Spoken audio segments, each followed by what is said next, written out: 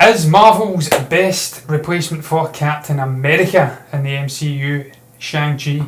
That's the headline we're going to be speaking about on this week's MBE Heroes. Yes, John, but before we carry on with that headline there, which is very intriguing, we've got a little trailer reaction we have to cover that we missed last week. It's the Birds of Prey trailer teaser 2. This film doesn't come out till 2020, so we've got another little trailer teaser here. It's only a minute long, which is very surprising, but we'll just crack on with that anyway. Yes. We'll see what that's all about. I do remember the last one. It was very vague and very short as well, but this one seems to be double in time, so maybe a little bit more information there. Okay. Oh yeah. Because it's playing in front of it, hasn't it? Yep. Oh. Wow.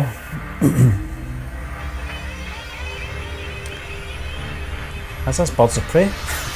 There we go. I'm so taken over clowns.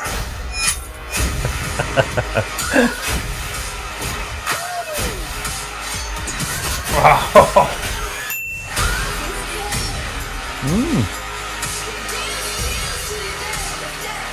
Something foreign. Yeah. Oh, that's the original one. I've got that music. Again, it was very short. Yeah. Yep. Very 80s sounding. Which is slightly odd. Yeah. Well, yeah, Stephen, you're absolutely right. That was very short and sweet. Again, it just feels like there's still quite a bit out from this movie, so it's just, in a sense, introducing the array of different characters. We've seen slightly more of, obviously, Harley Quinn, of her new uniform, her outfit, I should say. This isn't a uniform, that's strange, John. So yeah, there's a couple of little things in there. We see more of Black Mass. We spoke about this, I think, last week, Stephen. Also, we hadn't yet seen the teaser trailer because it was only showing in front of, I think, at Chapter 2 in the Ukraine. So that's right, yeah. We do see more of Ewan McGregor's character. He's here, there and everywhere. We've just reacted to Doctor Sleep and he's in that as well. So he's popping up in a new Netflix TV show. Very busy guy. He looks cool. He's going to be the primary antagonist in this movie. And we see Huntress and a few other sort of slick moves. Is it Harley Quinn that throws the mat? Yeah, I think that's her choice of weapon, John. But I like the look of it. It is a very strange release. The film doesn't come out till next year, as we already said. Very much like Patty Jenkins with some of the stuff that they're doing for the Wonder Woman film that's coming out next year, I think it is as well. Yeah. Still a while away, but I don't mind these little teaser trailers. They call it a trailer teaser. I think that's why I'm struggling to say it. It's a teaser trailer. But I like the look of it. Very strange the way they were going there, but it makes sense that they're playing this obviously in the release of It Chapter 2, so it makes sense for that sort of theme being in there as well. Steve, I think that's deliberate. Yeah. The utilisation of teaser. Because in a sense it's teasing a trailer. It's not a teaser trailer where that actually teases the movie. Well, that makes sense, This is trailers that are teasing. It's a teaser for the trailer. Yeah. The trailer is yet to come. I know what you mean. Even a teaser trailer is yet to come. Yeah. These are just little teases of what's coming in a trailer. Yeah. So we see a little teaser trailer. Teaser trailer. Yeah. Marie Elizabeth Winstead is in there as well. We think we see her karate kicking someone, looking very nimble on her feet. Yeah. She is playing Huntress. She's obviously was going out with Ewan McGregor. I don't know if they're still a pairing. He also left his wife for her. To a lot of controversy in some parts. I don't give a shit. Yeah. I didn't know his wife. Still a fan of Ewan McGregor. It's nothing to me. Yeah. We're not best friends, yeah. Yeah, they look very good in the actual movie, Stephen. So I'm very much excited for this. I can't wait to see what is in store. Harley Quinn was the best thing alongside Will Smith's Deadshot character in the Suicide Squad. So cannot wait to see what she's produced. Margot Robbie, she's obviously literally producing this movie as well. She has a production company. I think they were involved in I, Tonya as well. So she knows what she's doing. She knows what she's doing with the character. Certainly does, producing. yeah. Great cast. Cannot bloody wait for it, man, to see if DC are continuing this success story we've seen started with Wonder Woman that's followed through Aquaman and obviously Shazam as well. So and Joker looks absolutely smashing too. So certainly does, John. But it's exciting times for DC. Yeah, I'm sure we'll get a proper teaser trailer. Obviously at the turn of the year, I think. But listen, we'll move on to obviously the headline here. Yes. This is Marvel's best Captain America replacement option is Shang-Chi. Now, reading this article, it's a very lengthy article, John, coming in from Screen Rant, and it does sort of, I think it's fair to say that it does build up a picture of this character and the justification why they think, I think this is actually Screen Rant's opinion on who should take up the mantle of Captain America. This is not obviously taking up the mantle of Steve Rogers and his sort of moral compass, rather than the actual image of Captain America with the shield, which is we obviously relate. What's his name? Falcon, Anthony Mackie, Sam Wilson. That is. So it does make sense once you read the article. The sort of background of Shang-Chi, his sort of difficult relationship with his father, turning his back on his father eventually, joining. I can't remember the group that he joins, but he leaves them to start another sort of organisation as well, where he comes up against some of obviously more familiar Marvel characters such as Spider-Man, Captain America and Wolverine. What's your take on this, John? And do you share Screen Rant sentiments on Shang-Chi as being the one that can, take up that mantle of the sort of the moral ground of the MCU? Of the Avengers moving forward. Yeah. Stephen, obviously I've said time and again, I don't know much about the actual comics. I haven't been back and read the comics extensively, so I'm coming at it from a pure layman's side of things, just having watched the movies. Went back and read little snippets and whatnot of the actual characters and what the roles were in the comics. But having read this and then fleshing out the background of Shang-Chi, I can see where they're coming from. Because obviously Sam Falcon isn't bit for bit a perfect replacement for Steve Rogers. He hasn't got that sort of a, how would you put it? He's not got that moral compass, that deep-seated sort of a out of time character. When he's got the old values of the 1940s, which are dead and buried in this modern day society. He's coming from literally out of time, and the way he views the world is out of time as well. So, and then add to that, he's just the ultimate good. That's why he's able to wield Mjolnir. He's obviously worthy of lifting it because he's just got that sense of righteousness within him. Having read what they have said in this very long article about Shang-Chi, his background coming from, I think it's China, he's an Asian character, his father's this nefarious figure, he's running this sort of a gang, this criminal organisation. Yep. He sees through his father eventually, decides he's wanting to topple him, he works with MI6, topples them, and then he works in conjunction with the MCU, with the Avengers, and becomes this ultimate good. He is almost like an out of time character. He takes a long time to adapt to the Western civilization, and he almost mimics Steve Rogers. He's not actually out of time, but he's got similar sort of the only thing I'll say about this character, and I think it's probably it's probably one of the things that I don't agree with Screen Rant here is the only reason that I probably wouldn't place him in that sort of same mantle as Steve Rogers is he does have a sort of checkered background.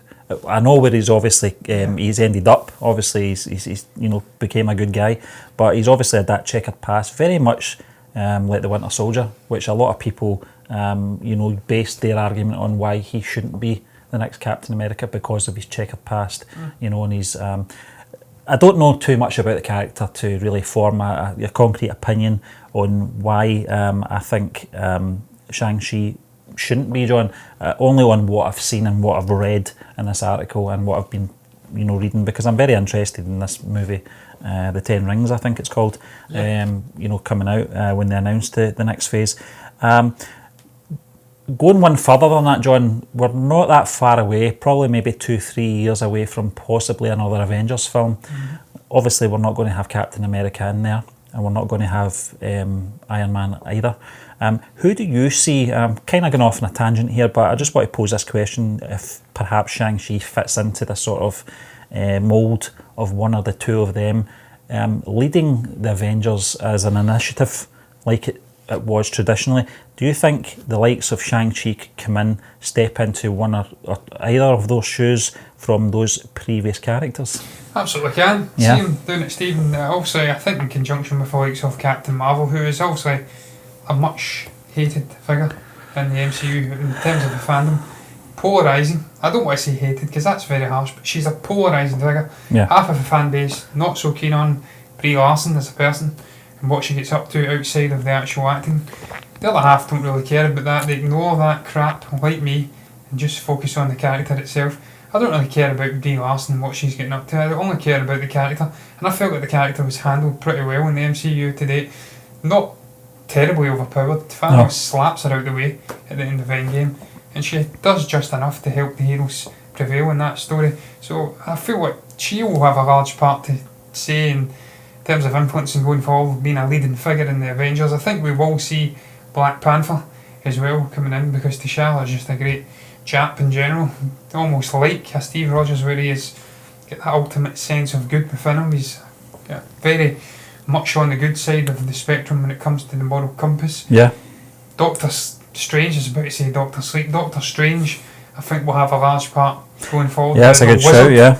And then out with that, you're not get Spider-Man anymore, so I don't see why you can't have a Shang-Chi coming in who is very much in the mould of a Black Widow and a, also Hawkeye, where he isn't gifted with super strength or abilities, but he's very good at hand-to-hand combat. He's a martial artist with an interesting story, and as I said previously, echoes many of the character traits of Steve Rogers, where he is out of time, he's coming into this different environment, having to adapt to it, and he's learnt from Fu Manchu, is his father's name. Yeah. And I think the Ten Rings is the organisation, Stephen. Yeah. Because they've popped up, obviously, Kevin Feige showed us it at Comic-Con 2019. That's right, yeah.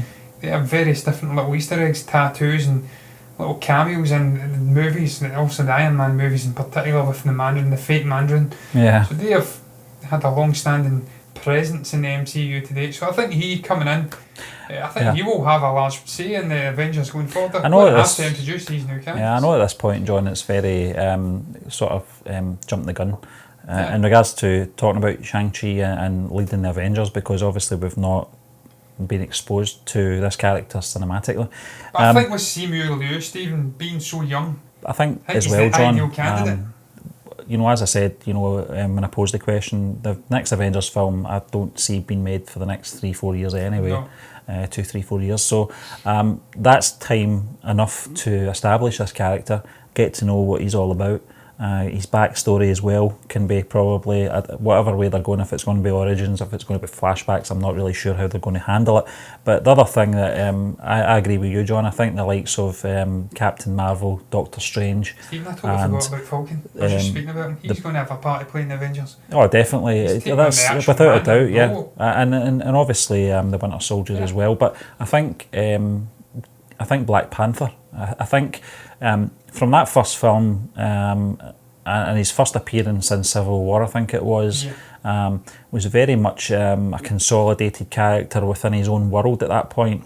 Since those events from Civil War, the first Black Panther movie, probably what we're going to get from the second Black Panther movie as well, and obviously what happened in the Avengers Infinity War and Endgame, where it's not just Wakanda he's concerned about now, it's going to be more worldly, where I think the likes of Captain Marvel, you might argue, will have more cosmic issues to take care of, so you're looking for someone that's more earth grounded, and I think out of those characters, possibly Shang-Chi, Doctor Strange and the Black Panther will probably be the ones that are leading sort of that initiative going forward. Yeah, and Stephen, as I did say, Falcon maybe flung in with Bucky as well, and that's why I didn't actually mention Thor as well, because as she says, you're looking at more earthbound characters. You tend to find the Avengers movies focus firmly around the Earth and the issues on Earth, threats to humanity. But who knows, with obviously how are they called again? I've totally forgot their name. The Eternals. With that coming out, maybe we are going to see a shift to a more cosmic scale, sort of a MCU going into phase 4 and 5 and onwards. So maybe they'll change it. Maybe it will be characters from the Eternals who'll come in. Richard Madden's, I think it's Icarus. Maybe he will have a role to play in the Avengers, but I doubt it. The Eternals are a totally different organisation, different group. So it'll be interesting to see how it plays out. I think him, Peter Quill, Stallone, it's the same character. You know what I mean? I think they'll be more focused on definitely. other things going off. I think so, John. I don't think we're going to see the Guardians of the Galaxy back at Earth anytime soon. But we'll move on anyway. That's one of the things I loved about Guardians of the Galaxy was all these planets they went to. Yeah, there was a totally separated story. Yeah, so doing their own thing. We'll see how it goes. But Fantastic Four's new origin might break Marvel history, John. Obviously, we're not getting a lot of information out about the Fantastic Four, certainly not about the mutants, other than they're not being referred to as X-Men, but that's for another day. The Fantastic Four, John, this is obviously, it's good to see that they are getting finally involved in the MCU as well, because apart from, a few duff films, in the last 15 years, the actual animated series I grew up with, I thought they were amazing characters. I liked their origins as well. Some of their stories was very fascinating as well. Some of the encounters they made with the sort of super villains within the MCU intrigued me. What's your take on this now, John, with the new origin that might break Marvel history? This is obviously tying in with obviously what's happening in the comic books. I think it's the most recent Fantastic Four issue, number 14, and what that means for their introduction to the MCU. Stephen, to be honest with you, I'm not too sure what the original origins was, so I can't compare it to the new updated origin story, but I think it's something to do with they obviously get bombarded with cosmic rays on that ill-fated journey. They go off to, I think it's a dual binary star system, 44 light years away. Yep. They get bombarded with cosmic rays, they come back, forget about what they had in mind, go and try to see perhaps a new world, perhaps not laying your eggs all in the one basket on Earth. They were looking to further expand out in different worlds and colonise these worlds, protect humanity going forward. But they come back, firmly focused on their new super abilities, and then they forget about that. And then that's also what they're saying is this new origin story will have maybe some fatalistic consequences for humanity. All these cosmic events that happen may be firmly laid at the foot of, or feet, I'll say plural, of the Fantastic Four, because they have not went off and discovered a potentially habitable world, or habitable world for humanity, so they can't then go off and all the eggs are still firmly within one basket. If anything happens to Earth, humanity's screwed essentially, so that's why they're saying it could have potentially fatalistic consequences for humanity, the new Fantastic Four origin, but that makes sense for the MCU going forward, and it's a perfect fit really. So maybe we'll see them utilising this going into the MCU, and this will be why they're dropping this new origin story. We have seen, I think it was Anthony Russo, it says that we were going to be getting a definitive Fantastic Four story coming very, very soon. I think it was announced even that it's not in Phase 4, isn't it? No, it's Phase 5. No, they're not. They were sort of an after. I don't want to say afterthought. That's a bit disrespectful. But I think what, after the Phase 4 announcement was made, then there was some extra stuff that they gave the fans as well, and Fantastic Four was one of them. But you're right. I think this comic book as well might be a way of conditioning fans into accepting this sort of storyline as well into the MCU, John. Much like the mutants, it's going to be very interesting to see how they handle these franchises that have come in from Fox, and how they're going to utilise them, and how they're going to sort of fit into what's already there as well. And for the Fantastic Four, I think it makes sense to have origins, because as big a sort of collection of characters, and they're just as famous. They were more famous at one point than the Iron Man character, in my opinion anyway. So you can't have them coming in already fully formed, and then you're wondering where they've been all this time. You get away with that with the likes of Captain Marvel, because they explained that well in Endgame, where she's got a bigger fight to fight, in all the different star systems. Where were you guys? That kind of thing. And I thought they handled that quite well. With these guys, I think it probably does make sense. It's very interesting to read about these characters as well, and obviously Chris Evans been having that connection with the original movie as well. How funny would it be, Stephen, if Chris Evans actually comes back? That would be amazing. He was actually not one of the... He comes from another multiverse, and he's part of the Fantastic Four. Yeah, that'd be amazing. I've seen a terrible headline somewhere about a dumb idea. I didn't click on it. Yeah. Because I didn't even want to have this being a possibility. I'm not accepting it. Okay. That there's some dumb possibility of bringing obviously Robert Downey Jr. back as Tony Stark. No, he's dead. No, Forget I about don't like that. but maybe we'll see it with Chris Evans. Oh, who knows? He could be. What a loophole that would be. Yeah, what a loophole. Yeah. He's a different character. Yeah, but listen, we'll move on to our final article this week because I know time is pressing, John, but Yes. we'll obviously keep our fingers on the pulse with the Fantastic Four developments. This is Avengers Endgame directors aren't surprised about Marvel losing Spider-Man. Before we go into about the article, John, I've got to be honest with you. I don't know if you were surprised about this or not. I think this was something that eventually was going to happen anyway.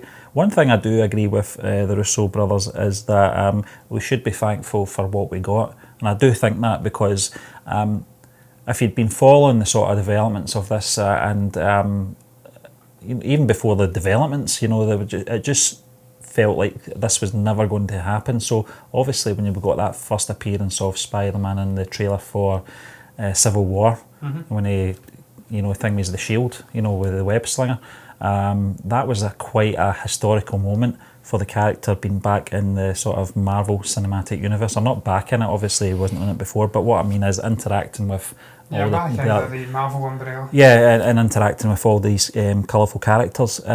So I wasn't really surprised about Sony, want to take the character back at some point. I said this maybe about a few weeks ago when we were talking about this, when it was the headline. I didn't think it would be as soon as this. I thought perhaps we might have got one final Spider-Man film before Sony took the character back to their studio. But what's your take on this article, John, in regards to the Russo brothers? Obviously, them saying they aren't surprised. When I was reading that, I had my own thoughts, but I think they were very similar to your thoughts as well on regards to basically pulling the ladder up, Jack. Yes, exactly what it's like, Stephen. Yeah, I'm all right, Jack. In a sense, what I got reading it was, first and foremost, they are right, Stephen. You should just be happy for what we had. We had 5 movies with Spider-Man in there, which is better than what we had before. Yeah. Most people wouldn't have given Disney a hope in hell of being able to acquire the rights of Spider-Man off of Sony, and this sort of a co-opting deal where they take a share of the profits, and they get Sony get to maintain the sole profits. I think it was 5% Disney got, but they also get to utilise the great producing talents of Kevin Feige, and he becomes part of the MCU. Everyone was winning. Yeah. It was very unlikely that this would happen in the first place, so in a sense I agree with what they're saying. We should be just pleased with what we had and the time we had with Spider-Man, but as you did say, I was laughing as well because they got to utilise this great character for the end of the Infinity Saga, have him as an integral part of their story in the Avengers Endgame and the Avengers Infinity War, and then they're done with it. They're not doing any more MCU movies, at least not for a long time. Spider-Man buggers off back to Sony, so they don't really give a shit. They've told their story with Spider-Man, and now it's some other fool who has to deal with it, and they're not caring. So that's what I took from it. It's very much, we don't care. We've had the character, we've had him in our story. Who gives a shit? You should be grateful for what you had. But Stephen, look, it doesn't look like he's coming back anyway, because there's been news that the door is firmly closed on this potential new deal. I think something that Sony came out and says that in a sense it's not all financial related, which I don't believe, but that it's more Kevin Feige is like, I always refer back to that great quote, I think it was Gandalf says of Bilbo Baggins, or just the feeling that you get when you possess the ring of power for too long. You feel like a piece of butter spread out way too thin on a bit of bread. They are saying that that's what Kevin Feige is like now. He's spread way too thin. He has too many new additions to the MCU to try and tackle and produce stories with. Well, this was the other thing when can't have time for that. when Phase 4 was announced, John. I don't know if perhaps there was a lot of discussions beforehand before that phase was announced, because certainly when you look at that phase and you think, where is Spider-Man fitting into this? If he's going to fit into this phase at all, is it the next time we're going to see him as possibly with a possible Avengers film coming out? Who knows? But when you saw that slate announced, that was my initial reaction. Being a big Spider-Man fan, and certainly in these films, that was my initial thought, was where's my favourite character going to fit into all of these films that have been announced for the slate? I certainly couldn't see him fitting in anywhere. Steve, I think Disney, even back at that point, prior to the announcement of Phase 4, they must have had an inkling that there wasn't going to be a deal. Yeah, I think so. Again, for Spider-Man and between Sony and Disney. So they had no intentions of introducing him into future plans for Phase 4. But you're right, it's so many different projects, the Falcon and the Winter Soldier and whatnot, and various different things like Hawkeye's. Is it Hawkeye? Obviously his bloody TV show, and then WandaVision and all the other things. Yeah. There's no real room for another Spider-Man movie in Phase 4. Perhaps we could have seen it in Phase 5, but it's all... We are talking maybe about 3-4 years away, so... Yeah. No firm plans, Steve. We couldn't even get a Black Panther 2 movie in Phase 4, so they are chock full with obviously various different projects, and that's what Sony are saying anyway. Kevin Feige didn't have time to produce any Spider-Man movies, so they pulled the ladder up themselves, and they think they're confident with the very talented people they have that they can produce interesting Star Wars. I wish they would.